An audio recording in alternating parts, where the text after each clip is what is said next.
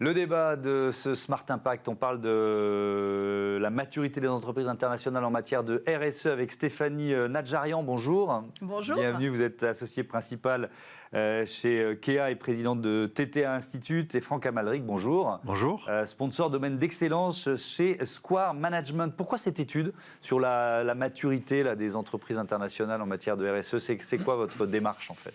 Alors, Kea, on a un cabinet de stratégie entreprise à mission, donc déjà le sujet nous intéresse et je pense qu'on partage avec nos bureaux européens l'idée que on peut être optimiste par rapport à cette transformation qui est en cours, mais qu'il faut trouver les bons leviers.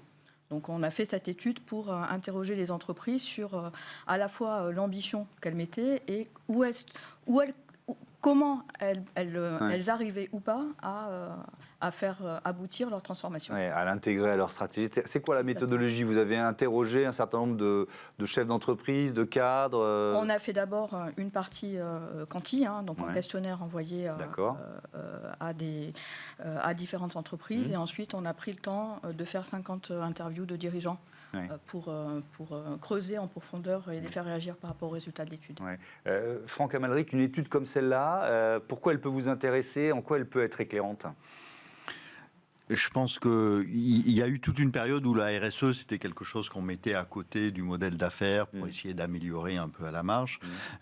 Et le défi depuis maintenant quelques années, c'est en effet d'intégrer ça dans le modèle d'affaires de l'entreprise et dans sa stratégie. C'est aussi l'ambition de la CSRD, la réglementation européenne, qui était de dire est-ce que votre stratégie, est-ce que votre modèle d'affaires est aligné avec les enjeux qui sont les nôtres, que ce soit sur le climat, biodiversité, etc. Et une étude comme ça vient renseigner ce qui peut être fait pour arriver à ce Graal, qui est véritablement d'intégrer la stratégie de l'entreprise avec ses enjeux environnementaux. Vous, chez Square Management, vous l'avez senti quand même l'évolution. C'est vrai que ça a été souvent des directeurs ou directrices de la communication et de la RSE. Maintenant, j'en reçois beaucoup moins. Et c'est souvent intégré à la stratégie. Vous le ressentez aussi ? Alors, on ressent beaucoup la volonté d'essayer d'y arriver.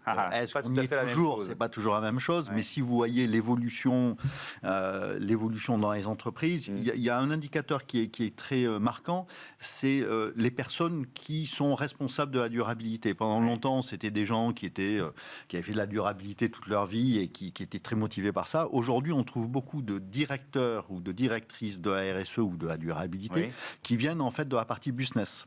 Avec cette idée, justement, qu'ils apportent une compréhension, disons, plus fine et une perspective plus importante sur la manière d'intégrer, justement, la durabilité et le business. Donc, il y a cette ambition-là. Il y a quand même beaucoup d'entreprises qui cherchent encore leur voie, et donc une étude comme ça va être très intéressante pour dire justement quels sont les leviers, comment est-ce qu'on y arrive ou non. Stéphanie? On a regardé d'ailleurs où est-ce qu'était positionnée la fonction RSE dans les entreprises. Ce qui est intéressant, c'est qu'on voit à 60%, c'est un N-1 du DG ou un N-2. Par contre, est-ce qu'en termes de localisation, est-ce qu'il y a des schémas qui commencent à émerger? Honnêtement, non. En fait, on voit une fonction RSE qui peut être donc soit standalone, soit intégrée à une fonction innovation, une fonction RH, une fonction financière. Il y a un peu tous les cas de figure encore. Tous les cas de figure. On ne voit pas encore, même quand on essaye de croiser avec des secteurs, on ne voit pas encore de schéma vraiment se dessiner. En tout cas, de tendance se dessiner. Alors, avec on va donner pas mal de chiffres, de résultats de l'étude.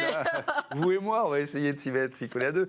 Par exemple, j'ai trouvé ça, 24% seulement des entreprises intègrent des objectifs RSE dans les primes des dirigeants. Alors, voilà, on parle d'argent tout de suite, mais est-ce que c'est un levier de modification et puis d'intégration de la durabilité à la stratégie? Moi, je crois, et je le vis avec nos clients, c'est certainement un des leviers les plus forts et les plus puissants.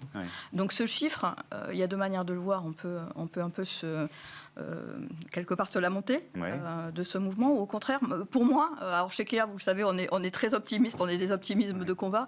Pour moi, c'est plutôt une raison d'espérer, en fait. Parce qu'il y a de la marge? Parce qu'il y a de la marge, exactement. C'est certainement, on le sait, un des leviers les plus puissants. Donc 24%, ça nous montre qu'il y a encore 75% des entreprises sur lesquelles on peut progresser. Est-ce que déjà, on aurait pu commencer par là, Franck Amalric, est-ce qu'on peut définir la RSE? Est-ce que tout le monde la définit de la même façon?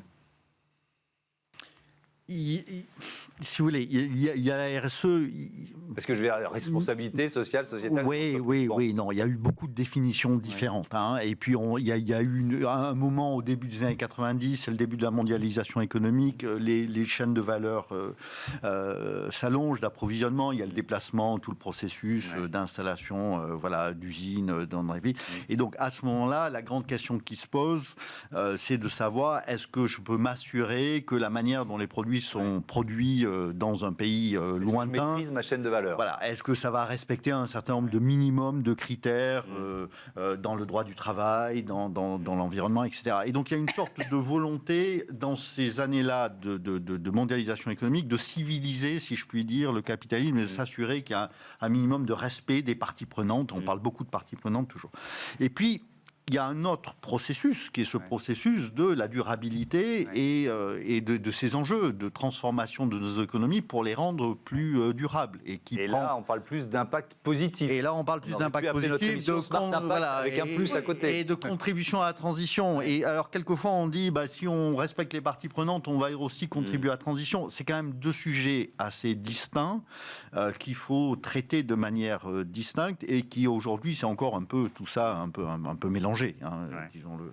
Sur la réglementation, Stéphanie Nadjarian, quel rôle elle joue est-ce que les entreprises finalement font de la RSE parce que la réglementation les y oblige ou est-ce que ça va plus loin? Deux manières de répondre à votre question. La première, quand on demande aux entreprises pourquoi elles se mettent en mouvement, dans les facteurs exogènes, le premier point qui ressort à date, c'est la réputation. Et pas la réglementation. Donc, je trouve que c'est intéressant. Et d'ailleurs, on le voit dans l'étude, les secteurs qui semblent, en tout cas qui déclarent se mettre le plus en mouvement, c'est plutôt les secteurs qui sont directement face aux clients. Donc la réputation, c'est le premier moteur. Le deuxième, c'est la partie réglementation. Après, deuxième manière de répondre à votre question, c'est finalement, au travers de l'étude, on arrive à caractériser trois archétypes d'entreprises, avec trois niveaux d'ambition. Les premières, c'est celles qui sont purpose-driven. Les secondes, celles qui le font en se disant je vais en faire un atout compétitif. Et puis les troisièmes, c'est celles qui le font pour les raisons de compliance. Et ça reste quand même la majorité des entreprises qui le font pour la partie compliance. Avec quand même, puisqu'on parle de réglementation, vous évoquiez la directive CSRD, le bilan extra-financier, on est plutôt dans un moment de frein ou de recul d'ambition. Il y a la réglementation omnibus qu'on attend, on va voir à quel niveau de recul d'ambition on sera. Mais est-ce que ça veut dire que le mouvement, parce qu'une entreprise, en général, quand elle prend un virage stratégique, elle ne le prend pas pour 6 mois. Donc est-ce que vous craignez qu'il y ait moins d'entreprises qui s'y mettent, puisqu'il y a un climat général, on va dire, de vent contraire? Je ne pense pas que la CSRD en tant que telle soit la chose la plus importante. La CSRD, c'est pas c'est une obligation de reporting, c'est pas une obligation de faire. Les entreprises disent Je pense que là où ça va se jouer, c'est autour du Green Deal. Enfin, si on parle de l'Europe. Et en fait, est-ce que la volonté européenne de transformer nos économies pour les rendre durables et qui supposait des transformations colossales. Colossales, c'est le mot de la Commission européenne quand elle présente le Pacte vert. Elle dit ça va. Voilà. Et ça, si cette volonté de transformer les économies reste là, avec le fléchage de l'argent, avec le fléchage de l'argent, avec des réglementations secteur par secteur, sur les transports, etc. Si ça reste là, pour des raisons d'adaptation et de compétitivité, les entreprises vont être obligées de se positionner par rapport à ça. Et donc c'est en fait la question clé, c'est le projet politique d'ensemble. Est-ce que l'Europe maintient son projet politique de se décarboner, de découpler son activité économique de l'utilisation des ressources, de s'assurer que tout le monde va rester inclus dans le processus? Si ça maintient les entreprises, je pense que ça c'est plus important que la CSRD en tant que telle. Et oui, allez-y. Hier est sortie une étude de la Fondation Jean Jaurès qui montre que en fait les Français à l'heure actuelle considèrent l'entreprise comme un des remparts par rapport à toute l'adversité qui est en train de se jouer. On a eu le Covid, la guerre de l'Ukraine, maintenant les contextes géopolitiques. Donc je trouve que cette question, à nouveau, on sait très bien qu'en France, on a la chance d'avoir la loi Pacte qui pose le statut de l'entreprise à mission. Mais je pense qu'en ce moment, l'entreprise n'a jamais été aussi politique et que c'est une attente en fait des Français. Je suis d'accord avec vous, mais votre étude, elle parle de la maturité des entreprises internationales, donc qui font du business aux États-Unis, avec ça durera peut-être que 4 ans, peut-être même que 2 ans, on verra ce que donnent les élections de mi-mandat, mais j'imagine que quand on fait beaucoup de business aux États-Unis, peut-être que les enjeux RSE passent un peu à la trappe, voire il faut respecter les injonctions d'un président qui dit moins de diversité dans votre entreprise. Ah mais c'est le moment où il ne faut pas lâcher. On le sait très bien. L'étude, on l'a faite avant. Donc je n'ai pas de capacité à vous donner des chiffres qui illustrent ça. Après, je pense que ce qui se joue en ce moment, c'est notre capacité, nous, patrons d'entreprise, à défendre un modèle économique et un modèle de capitalisme européen. Donc oui, la dimension politique, elle est omniprésente. Ce qui est intéressant à nouveau, c'est que au travers de l'étude, mine de rien, ceux qui déclarent se mettre le plus en mouvement, c'est bien ceux qui ont affiché l'ambition la plus forte. Alors, ça semble logique, facile à dire, mais c'est quand même rassurant de montrer qu'il y a corrélation. Merci beaucoup. Merci à tous les deux et à bientôt sur Be Smart for Change. On passe tout de suite à notre rubrique Startup.